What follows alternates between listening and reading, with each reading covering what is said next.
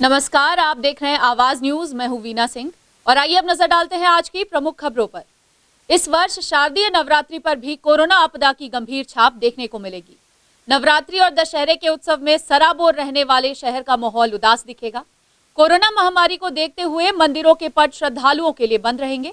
इसका असर उन दुकानदारों पर भी पड़ने जा रहा है जो मंदिरों के आसपास पूजन सामग्री विक्रय कर अपनी आजीविका चलाते हैं। शनिवार से शारदीय नवरात्र पर्व की शुरुआत होगी। कोरोना संक्रमण के चलते इस वर्ष नवरात्र महोत्सव सादगीपूर्ण ढंग से मनाया जाएगा। गरबा, डांडिया, जगराता व जुलूस जैसे कार्यक्रमों के आयोजन पर प्रशासन ने रोक लगा दी है। साथ ही भंडारा, कन्या भोज जैसे कार्यक्रमों पर भी प्रतिबंध लगा दिया गया है। मंदिरों, दुर्गा पंडालों में शारीरिक दूरी के नियम का पालन व मास्क लगाना अनिवार्य होगा। शहर के महामाया मंदिर सहित देवी के अन्य मंदिरों में माता की ज्योति कलश के साथ भक्तों का ज्योति कलश भी प्रज्वलित किया जाएगा। महामाया मंदिर ट्रस्ट ने ज्योति कलश प्रज्वलन के लिए सारी तैयारियां पूरी कर ली हैं, लेकिन इस वर्ष श्रद्धालु मां महामाया का दर्शन नहीं कर सकेंगे। हालांकि महामाया मंदिर प्रबंधन ने श्रद्धालुओं के लिए ऑनलाइन के जरिए देवी के दर्शन करने की विशेष व्यवस्था की है। सुबह शाम आरती के दौरान 2-2 घंटे लाइव प्रसारण होगा। वहीं नवरात्र के विशेष अवसर पर मंदिरों की साफ सफाई व रंग रोगन का कार्य भी लगभग पूर्ण हो चुका है। मंदिरों में सोशल डिस्टेंस को देखते हुए कोरोना काल में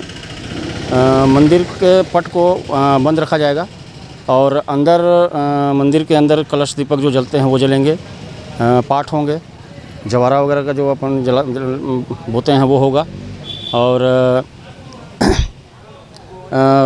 लाइव टेलीकास्ट का भी मतलब व्यवस्था बनवाया जा रहा है। बाहर से ही लाइव कराने का प्रयास चल रहा है, देख रहे हैं कुछ नहीं। नवरात्र में दर्शनार्थियों के द्वारा कुछ भी नहीं किया जाएगा। मंदिर में जो पुरोहित, पंडित, आचार्य जो रहेंगे वो अपना पूजा पाठ, हवन वगैरह कराएंगे मतलब।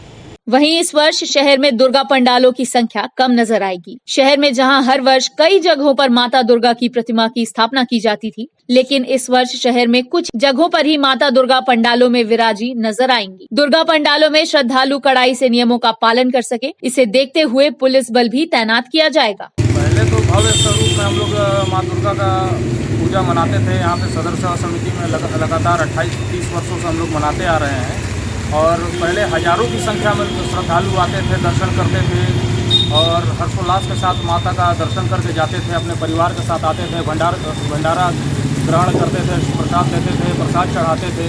लेकिन इस बार कोरोना को देखते हुए हम लोग मना रहे हैं, लेकिन जो शासन के द्वारा जो दी कोई गाइडलाइंस है उसका पालन कर रहे हैं, सोशल डिस्टेंसिंग का पालन कर रहे हैं और छोटे स्वरूप में जो शासन ने निर्देशित किया है उसको ध्यान में रखते हुए हम लोग मना रहे हैं, बैरिकेडिंग कर रहे हैं और उसके बाद हम लोग दुर्गा माता का पूजा को मना रहे हैं। कोरोना संक्रमण की वजह से शारदीय नवरात्रि पर्व के अवसर पर देवी के मंदिरों में रौनक फीका रहेगा। कड़े नियमों के कारण श्रद्धालु देवी के दर्शन करने मंदिर नहीं जाएंगे। इसका असर पूजा सामग्री बेचने वाले दुकानदारों पर भी पड़ेगा। दुकान संचालकों का कहना है कि इस वर्ष व्यापार में बुरा असर पड़ा है। व्यापार में 90% तक गिरावट आई है। दुकान का मेंटेनेंस करना भी मुश्किल हो गया है। दुकानदारों को उम्मीद थी कि नवरात्रि पर्व को देखते हुए प्रशासन कुछ छूट देने पर विचार करेगा, लेकिन प्रशासन ने और भी सख्ती बढ़ा दी, जिस वजह से व्यापार पूरी तरह से चौपट हो गया है। असर तो पूरा पड़ा है। मंदिर खुला रहता तो व्यापार होता ही, अब बंद है तो अभी कुछ नहीं है। 100 में 10% लोग आ रहे हैं, तो उस समय तो अच्छा था, अच्छा व्यापार था, सब ठीक ठाक चल रहा था। और अभी 7 महीना से सब बंद पड़ा है तो व्यापार बहुत बुरा हाल है। हाँ, मंदिर बंद रहने से दुकानदारी में बहुत फ़र्क पड़ा है। हाँ, उम्मीद तो है कि लोग बाहर से दर्शन करने आए तो कुछ प्रसाद सामान कुछ बिके। दुकानदारी में बहुत असर पड़ा है, ग्राहक वो एकदम नहीं आ रहे हैं और आपका हर सामान में परेशानी हो रहा है, आने जाने में परेशानी हो रहा है। उम्मीद तो थी क्या नाम है, ग्राहक आएंगे, दुकान खुलेंगे, सामान बिक्री होंगे, लेकिन तो मंदिर बंद हो जाने के कारण अब कोई असंभव है, ग्राहक उतना तो आएंगे नहीं, कहूँ नहीं रौनक मार्केट में कहीं नहीं रौनक मिलेगा। अब नुकसान तो पिछले से तो बहुत नुकसान हुआ है, उसका गणना तब तक किए नहीं है। तब तक कम से कम पिछले नवरात्र से लेकर अब तक 5-6 लाख रुपए का नुकसान हो गया होगा। शहर में जितने भी मंदिर हैं जहां पर शारदीय नवरात्र के दौरान पूजा पाठ, यज्ञ, हवन एवं ज्योति कलश की स्थापना की जाती है, उन मंदिरों की समितियों का आज बैठक माननीय कलेक्टर महोदय की अध्यक्षता में बुलाया गया था। इस बैठक में यह निर्णय सभी के सहमति से लिया गया है कि किसी भी प्रकार का शोभा यात्रा कलश यात्रा, प्रवचन, सामूहिक यज्ञ, सामूहिक कन्या भोजन, सामूहिक दर्शन एवं लोगों के द्वारा, श्रद्धालुओं के द्वारा भी मंदिर में आकर के दर्शन की कार्रवाई नहीं होगी। सिर्फ मंदिर समिति के लोग एवं मंदिर में रहने वाले पुजारी ज्योति कलश स्थापित कर सकते हैं, जो भी श्रद्धालु कराना चाहें उनके लिए। और इस हेतु वो लोग व्हाट्सएप पर एक दूसरे से संपर्क कर सकते हैं, फ़ोन से संपर्क कर सकते हैं तथा मंदिर में की जाने वाली गतिविधियों के संबंध में लाइव सोशल मीडिया के माध्यम से मंदिर प्रसारित करने की व्यवस्था कर सकता है। छत्तीसगढ़ की गोदना कला का वर्तमान समय में कोई मुकाबला नहीं है। आज का आधुनिक टैटू इसी पुरानी कला का नया अंदाज है। छत्तीसगढ़ हस्तशिल्प विकास बोर्ड ने इस कला से जुड़े कलाकारों को बेहतर बाजार उपलब्ध कराया है। सरगुजा के गोदना आर्ट की पहचान अब विदेशों तक हो गई है। छत्तीसगढ़ राज्य जनजाति बाहुल्य राज्य है। सरगुजा और बस्तर अंचल की जनजातियों में गोदना अधिक देखने को मिलता है। वैसे हिंदू धर्म में लगभग सभी जातियों में गोदना प्रथा आदिकाल से प्रचलित है। यह प्रथा धार्मिक, सांस्कृतिक, सामाजिक, वैज्ञानिक और ऐतिहासिक तथ्यों से जुड़ी हुई है। छत्तीसगढ़ की गोदना कला का आज के समय में कोई मुकाबला नहीं है। आज का आधुनिक टैटू इसी पुरानी कला का नया अंदाज है। छत्तीसगढ़ हस्तशिल्प विकास बोर्ड ने इस कला से जुड़े कलाकारों को बेहतर बाजार उपलब्ध कराया है। सरगुजा के गोदना आर्ट की पहचान अब विदेशों तक हो गई है। गोदना कला का प्रचार कर कलाकारों को बेहतर बाजार उपलब्ध कराने सहित उत्सव एवं मेलों में प्रतिनिधित्व करने का मौका भी दिया गया। वहीं अब छत्तीसगढ़ हस्तशिल्प विकास बोर्ड के मिनिस्ट्री ऑफ टेक्सटाइल्स की योजना इंटीग्रेटेड डिजाइन डेवलपमेंट के तहत महिलाओं को गोदना कला की ट्रेनिंग दी जा रही है, ताकि महिलाएं अपनी गोदना कला को और भी निखार सकें। साथ ही ट्रेनिंग खत्म होने के 10 दिनों के बाद डायरेक्ट मार्केट टेस्ट के लिए महिलाओं के द्वारा तैयार किए गए गोदना शिल्प के कपड़ों को मार्केट में उतारा जाएगा, ताकि महिलाओं के द्वारा तैयार किए गए गोदना शिल्प के कपड़ों की डिमांड और बढ़ सके। वहीं इससे महिलाओं को रोजगार के नए अवसर भी प्रदान होंगे। गोदना आर्ट जो है ये हमारे अंबिकापुर सरगुजा से बाहर आने वाली एक कला है और यहाँ पे हम 40 महिलाओं की ट्रेनिंग दे रहे हैं। ये लोग पहले से भी कई प्रकार की ट्रेनिंग ले चुके हैं और अभी हम इनको पूरी टेक्निकल जो बारीकियाँ होती हैं, टेक्निकल चीज़ें होती हैं जो हम मार्केट में किसी भी सामान को लाने के लिए ज़रूरी होती है, उन चीज़ों को हम सिखा रहे हैं यहाँ पे। जैसे कोई भी फॉर्म होता है, कोई फॉर्म छोटा बड़ा तो नहीं है, उसको हम सीधी लाइन में कैसे बनाते हैं। या मान लीजिए जैसे हमें एक हाथी गोदना ले लिए, अब हाथी गोदना मुझे एक लाइन में 6 बार बनाना है, तो 6 के 6 हाथी गोदना को बराबर कैसे बनाना है, उनके बीच की दूरी कितनी होनी चाहिए और किसी कपड़े के हिसाब से उसको कितना छोटा बनाना चाहिए, कितना बड़ा बनाना चाहिए। और जैसे 2 गोदना को हम एक साथ मिला रहे हैं तो उसको किस तरीके से मिलाएं कि उसमें खूबसूरती है, इन चीज़ों पे। और लाइंस जो हैं वो सीधी होनी चाहिए। जी, पुराने समय में ऐसे कहा जाता था कि हमारे मरने के बाद हमारे साथ यदि कोई गहना जाएगा तो सिर्फ ये गोदना ही जाएगा, उसके अलावा और कोई भी चीज़ नहीं जाएगा। और जिस औरत के शरीर में गोदना होता है उसका शरीर पवित्र होता है और हम उनके हाथ से पानी पिएंगे तो वो अमृत बराबर है। पुराने जमाने में आदिवासी तबके के लोग इसे अपने पूरे शरीर में गोदना गुदवाते थे, लेकिन अब इस कला को कपड़े पर उतारा जाता है। साड़ियों व कपड़े पर बनने वाली गोदना कला पहले काफी सीमित थी। घर के उपयोग में आने वाली चीजों सहित अपने पहनने के कपड़ों पर गोदना कला का उपयोग होता था, लेकिन अब यह कला धीरे धीरे लुप्त होती जा रही है, जिसके कारण गोदना शिल्प के कई कलाकारों की रोजगार पर भी काफी असर पड़ा है। छत्तीसगढ़ हस्तशिल्प बोर्ड के द्वारा चलाए जा रहे इस योजना से महिलाओं के गोदना कला में सुधार तो होगा ही, साथ ही बाजार में बेहतर गोदना शिल्प के कपड़े भी उपलब्ध होंगे, जिससे महिलाओं को बेहतर रोजगार भी मिलेगा और महिलाएं आत्मनिर्भर भी बनेंगी। यहाँ प्रशिक्षण लेने के लिए जो पहले मेरी दादी मम्मी पापा थे जो गोदना को अपने हाथ और पैर में बनवाते थे, जो फिलहाल अब छिपते जा रहे हैं, इसको न्यू डिजाइन करके साड़ी और स्टोल जैसे न्यू सूट हो गया, वो सब में मतलब न्यू डिजाइन के तौर पे इसको मतलब कर रहे हैं। तो उसी को हम लोग सीखने आए हैं। जैसे कि हम लोग सीखेंगे तो इसको आगे बढ़ाएंगे। ये परंपरा छूटते जा रहा है, इसीलिए हम लोग रोज़ आते हैं और 3 महीना का ट्रेनिंग है। और 10 साल से मैं गोदना पेंटिंग में काम करती आ रही हूँ और मैं 3 महीने के लिए 40 महिलाओं को ट्रेनिंग मास्टर में वो सिखा रही हूँ और इसको सीखने के बाद लोग सीख जाएंगे। इसके बाद अपने से पूंजी लगा कर ये लोग रोजगार करेंगे, प्रदर्शनी जाएंगे और 2 पैसा कमाएंगे और नाम भी अपना कमाएंगे और आगे भी बढ़ेंगे और गोदना को भी आगे बढ़ाएंगे। काहे कि ये गोदना आजकल शरीर में नहीं गोदाते हैं, इसलिए ये इसको जीवित रहने के लिए कपड़े में करवा रहे हैं। गांव की महिलाओं को गोदना की ट्रेनिंग छत्तीसगढ़ हस्तशिल्प बोर्ड के द्वारा 2011 में दी गई थी। ट्रेनिंग के बाद महिलाओं ने गोदना शिल्प के साड़ी, सूट, बेडशीट तैयार की हैं। साथ ही महिलाओं को दीवार पर गोदना पेंटिंग के लिए बुलाया भी जाता है। महिलाएं गोदना शिल्प से तैयार कपड़ों को प्रदर्शनी में स्टॉल में लगाकर इन कपड़ों का विक्रय भी करती हैं। वहीं अब महिलाओं को गोदना कला में तकनीकी सुधार करने के लिए 3 महीने की ट्रेनिंग दी जा रही है, ताकि महिलाएं अपने गोदना कला को और भी निखार सकें। ट्रेनिंग के बाद महिलाओं का गोदना कला में सुधार तो होगा ही, साथ ही देश विदेश के बाजारों में बेहतर गोदना शिल्प के कपड़े भी उपलब्ध होंगे और इन कपड़ों की डिमांड भी बढ़ेगी। गोदना वास्तव में गोदना आर्ट जो है वो ह्यूमन मतलब मनुष्य के शरीर में महिलाएं अपने शरीर में गोदना करवाती थी और चिन्ह बनाती थी, जो धीरे धीरे चाहे वो कोई कारण हो, दर्द और किसी तरह का अच्छा नहीं लगना लोगों को, तो विलुप्त होता जा रहा था। विलुप्त तो हो ही गया है, लगभग विलुप्त हो गया है।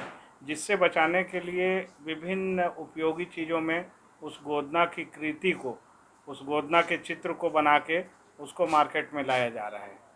जैसे हम साड़ियों पे गोदना करा रहे हैं, हम शॉल पे करा रहे हैं, हम स्टॉल पे करा रहे हैं, ड्रेस मटेरियल पे करा रहे हैं। इसी तरह अब अन्य उपयोगी चीज़ों पे भी इसको कराने की योजना है, जिसके तहत जो है हम विभागीय तरीके से बुनियादी प्रशिक्षण, इसके बाद भारत सरकार के सहयोग से तकनीकी प्रशिक्षण और उसको उसमें और निखार लाने के लिए technical design workshop, technical training और डिज़ाइन वर्कशॉप, इस तरह के कार्यक्रम आयोजित कर रहे हैं। हम महिलाओं को दक्ष कर रहे हैं। छत्तीसगढ़ से गोदना शिल्प की लुप्त होती कला को बचाने और महिलाओं के गोदना की कला को और निखारने के लिए छत्तीसगढ़ हस्तशिल्प बोर्ड की यह योजना इन महिलाओं के लिए वरदान साबित होगी। महिलाओं को रोजगार के नए अवसर प्राप्त होंगे, साथ ही छत्तीसगढ़ की गोदना कला को देश विदेश में एक नया आयाम भी मिलेगा। खबरों का सिलसिला जारी रहेगा, लौटते एक छोटे से ब्रेक के बाद।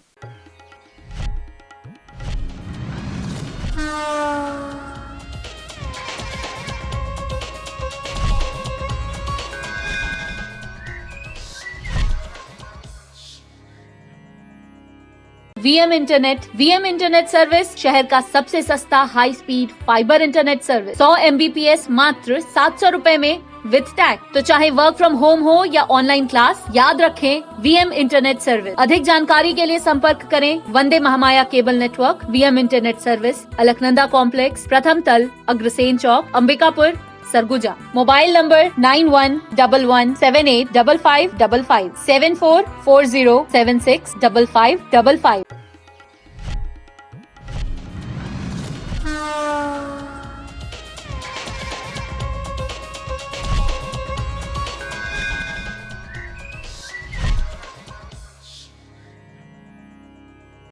ब्रेक के बाद आपका स्वागत है। आइए बढ़ते हैं अगली खबर की ओर। कोतवाली पुलिस ने शहर के अलग अलग इलाकों में छापामार की कार्यवाही कर भारी मात्रा में अवैध देशी शराब जब्त किया है। इस पूरी कार्यवाही में पुलिस ने 9 आरोपियों को गिरफ्तार भी किया है। सरगुजा पुलिस अधीक्षक के निर्देश पर कोतवाली पुलिस ने अवैध शराब के खिलाफ एक बड़ी कार्यवाही को अंजाम दिया है। कोतवाली पुलिस की टीम ने शहर के अलग अलग इलाकों से अवैध शराब की बिक्री करते 9 आरोपियों को धर दबोचा है। पुलिस ने आरोपियों के पास से भारी मात्रा में देशी शराब जब्त किया है। शुक्रवार की तड़के कोतवाली पुलिस की 7 टीम शहर के अलग अलग इलाकों में एक साथ छापामार की कार्यवाही को अंजाम दिया। इस दौरान पुलिस ने 9 आरोपियों को देशी शराब की बिक्री करते गिरफ्तार किया। पुलिस की विशेष टीम ने सभी आरोपियों के पास से लगभग 70 लीटर अवैध देशी शराब बरामद करने में सफलता हासिल की है। वहीं कोतवाली पुलिस ने सभी आरोपियों के खिलाफ आबकारी एक्ट के तहत कार्यवाही कर उन्हें जेल भेज दिया है। आपको बता दें कि सरगुजा जिले के वरिष्ठ पुलिस अधीक्षकों अधिकारियों के मार्गदर्शन में पुलिस के द्वारा नशे के सौदागरों के खिलाफ विशेष अभियान चलाया जा रहा है। रोजाना जिले के सभी थाना क्षेत्र अंतर्गत पुलिस की टीम एनडीपीएस और आबकारी एक्ट के तहत कार्यवाही कर आरोपियों पर शिकंजा कस रही है। वरिष्ठ अधिकारियों के निर्देश पर थाना कोतवाली अंबिकापुर के द्वारा प्रातः 4 बजे से ही 7 टीमें बनाकर, जिसमें उप निरीक्षक, थाना प्रभारी रैंक के अधिकारी, सहायक उप निरीक्षक और महिला स्टाफ के साथ अलग अलग टीम बनाकर शहर के नमना कला, दर्रीपारा, सतीपारा, गाड़ा घाट, खैरबार, बधिया चुआ, महमाया पारा, नवागढ़, मणिपुर क्षेत्र के जो संदिग्ध इलाके हैं जहां पे शराब बनाकर बेचा जाता है, उस इलाके में जाकर दबिश दिया गया और थाना कोतवाली द्वारा 9 प्रकरण में करीब 70 लीटर कच्ची महुआ शराब की जब्ती की गई है और सभी आरोपियों को जेल भेजने की तैयारी चल रही है। बलरामपुर जिले के राजपुर में शासन द्वारा जारी गाइडलाइन के तहत दुर्गा पंडाल की स्थापना की जाएगी। कोरोना संक्रमण की वजह से नियमों को ध्यान में रखते हुए मां दुर्गा की विशेष पूजा अर्चना का आयोजन होगा। कोविड संक्रमण की वजह से पूरे देश में व्यापक स्तर पर प्रभाव पड़ा है। तीज त्योहार सहित अन्य कई कार्यक्रमों पर कोरोना का असर देखने को मिल रहा है। ऐसे में नवरात्रि पर्व कल से मनाया जाना है। शनिवार को माता का दरबार सजेगा। बलरामपुर जिले में भी नवरात्रि पर्व काफी धूमधाम से मनाया जाता है। कई जगहों पर सार्वजनिक रूप से दुर्गा पंडाल की स्थापना की जाती है। पंडालों में माँ दुर्गा की मूर्ति स्थापित कर पूजा पाठ किया जाता है। लेकिन कोविड संक्रमण के कारण इस वर्ष नगर में पिछले वर्ष की तुलना में उतनी रौनक नहीं रहेगी। राजपुर में दुर्गा पूजा समिति पिछले 50 सालों से स्थानीय गांधी चौक पर माता की प्रतिमा स्थापित कर पूजा पाठ का आयोजन करता आ रहा है। वहीं समिति के द्वारा 9 दिनों तक भंडारे का आयोजन भी किया जाता है। इस वर्ष भी समिति ने दुर्गा पंडाल की स्थापना की, लेकिन शासन द्वारा जारी गाइडलाइन के नियमों को ध्यान में रखते हुए समिति पूजा पाठ का व अन्य कार्यक्रमों का आयोजन करेगी। समिति के सदस्य संजय सिंह ने बताया कि विशाल पंडाल की जगह इस बार सिर्फ 10 बाई 10 का पंडाल बनाया जा रहा है। पूजा पाठ का आयोजन भी नियम के अनुसार किया जाएगा। उन्होंने कहा कि हिंदू धर्म की आस्था की बात है और कई लोग इससे जुड़े रहते हैं, इसलिए नियमों को ध्यान में रखते हुए इस बार माता की चौकी सजाई जा रही है। शासन की गाइडलाइन अनुसार हम लोग इस साल मनाएंगे, क्योंकि कोविड का बहुत ज़्यादा प्रकोप है, इसलिए हम लोग को सोच समझ के पूरा करना है। शासन के निर्देशों का पालन करते हुए हम लोग इस पूजा को मनाएंगे। बहुत ही छोटा रूप आप देख रहे होंगे कि प्रत्येक वर्ष जिसे मनाते हैं थे हम लोग, बहुत बड़ा पंडाल बनता था, परंतु इस वर्ष 10 बाई 10 का हम लोग बनाए हैं। जन भावनाओं का ख्याल रखते हुए हम लोग इन साल पूजा मनाएंगे सोशल डिस्टेंसिंग के साथ। और क्योंकि पूजा है तो पूजा तो मनाना ही पड़ेगा, इसलिए हम लोग सोचे कि छोटा रूप में मना दिया जाए। प्रदेश के पंचायत मंत्री टीएस सिंहदेव ने वन विभाग के अधिकारी की जमकर क्लास ली है। ग्रामीणों ने वन विभाग के अधिकारी पर लेमरू प्रोजेक्ट की सहमति के लिए दबाव बनाने का आरोप लगाया था। इसके बाद मंत्री टीएस सिंहदेव मौके पर मौजूद रेंजर पर बिफर पड़े। लेमरू हाथी अभ्यारण्य प्रोजेक्ट इन दिनों सुर्खियों में है। उदयपुर और लखनपुर के ग्रामीणों ने इस परियोजना का जमकर विरोध किया है। ग्रामीण विकास एवं पंचायत मंत्री टीएस सिंहदेव ग्रामीणों के समर्थन में खड़े हो गए। वहीं पंचायत मंत्री टीएस सिंहदेव उदयपुर ब्लॉक के ग्राम कुदर बसर में आयोजित एक कार्यक्रम में शामिल होने पहुँचे। यहाँ भी ग्रामीणों ने लेमरू प्रोजेक्ट का मुद्दा उठा दिया और वन विभाग के अधिकारियों के खिलाफ मंत्री सिंहदेव से शिकायत कर दी। ग्रामीणों ने आरोप लगाया कि वन विभाग के कुछ अधिकारी लेमरू प्रोजेक्ट को लेकर उन पर दबाव बना रहे हैं। अधिकारियों की बात नहीं मानने पर वन अधिकार पट्टा नहीं दिए जाने की बात कह रहे हैं। फिर क्या था, ग्रामीणों की यह बात सुन मंत्री टीएस सिंहदेव उदयपुर रेंज के रेंजर की क्लास ले लिए। देखिए मंत्री सिंहदेव ने उदयपुर रेंज की महिला रेंजर को क्या कहा। इन लोग को ये कैसे बोला जा रहा है कि पट्टा नहीं देंगे अगर सहमति नहीं दोगे? कौन बताते रहे सभी? किसने ऐसा बोला है? वो फॉरेस्ट गार्ड है ना, क्या नाम? रेंजर क्या नाम है? एक बात की ग्राम सभा वन विभाग कैसे करा रहा है? आपको पंचायत विभाग से आया है क्या ग्राम सभा कराना? आपको कलेक्टर साहब के माध्यम से आया है क्या कि ग्राम सभा कराना इस बिंदु के ऊपर? तो जब आपको प्रशासन ने नहीं बोला, जीडी के माध्यम से नहीं आया, किसी के माध्यम से नहीं आया, तो वन विभाग ग्राम सभा कैसे करा रहा है? और कई बार बैठक भी इसका ग्राम सभा हुआ के लिए है। परमिशन आती है, कलेक्टर या जिला पंचायत के सीईओ आपको लिख के देंगे कि ग्राम सभा का ये बिंदु होगा। आप कैसे कर सकते हो? आपको तो पंचायत विभाग से या डीएडी से देखना है, तो विभाग की चिट्ठी तो 50 आती है। कल विभाग कहेगा पंचायत विभाग हमको चलाना है, तो आप पंचायत विभाग चलाने लगो। इतना तो रखना चाहिए ना, रेंजर हो, कोई छोटे जिम्मेदारी के पद में, ऐसा कैसे आप लोग कर रहे हैं? मुख्य रूप से आज आने का मकसद यही था कि लेमरू अभयारण्य को लेके जो ग्राम के लोगों में एक डर, दहशत, और आपने भी सुना अभी कि लोग बता रहे थे कि विभाग के कुछ लोग आके दबाव बना रहे हैं कि या तो हाँ कहो, नहीं तो हम वन जमीन का पट्टा नहीं देंगे। अब तो आप लोग के सामने ये बात आई, तो यही शिकायतें मेरे पास आ रही थी और इन्हीं को मैदान में क्या स्थिति है, सच्चाई क्या है, ये देखने की मंशा थी और लोगों को बताने की मंशा थी कि ये ऐसा हो रहा है तो ये गलत है। मैंने अधिकारियों से भी बात की है, जिला स्तर पे भी बात की है, यहाँ भी आपके सामने रेंजर साहब हैं और लोगों से बात की है। बुलेटिन में फिलहाल सिर्फ इतना ही। शहर से जुड़ी खबरों के लिए देखते रहिए आवाज न्यूज। इस न्यूज के स्पॉन्सर हैं वीएम इंटरनेट, अलकनंदा कॉम्प्लेक्स, प्रथम तल, Agrasen Chowk, Ambikapur, Surguja, Chhattisgarh. VM internet service शहर का सबसे सस्ता high speed fibre internet service. 100 MBPS मात्र 700 रुपए में विद टैग। तो चाहे वर्क फ्रॉम होम हो या ऑनलाइन क्लास, याद रखें वीएम इंटरनेट सर्विस। अधिक जानकारी के लिए संपर्क करें Vande Mahamaya cable network, VM internet service, Alaknanda complex, प्रथम तल, अग्रसेन चौक, अंबिकापुर, सरगुजा। Mobile number 9111785555 7440765555।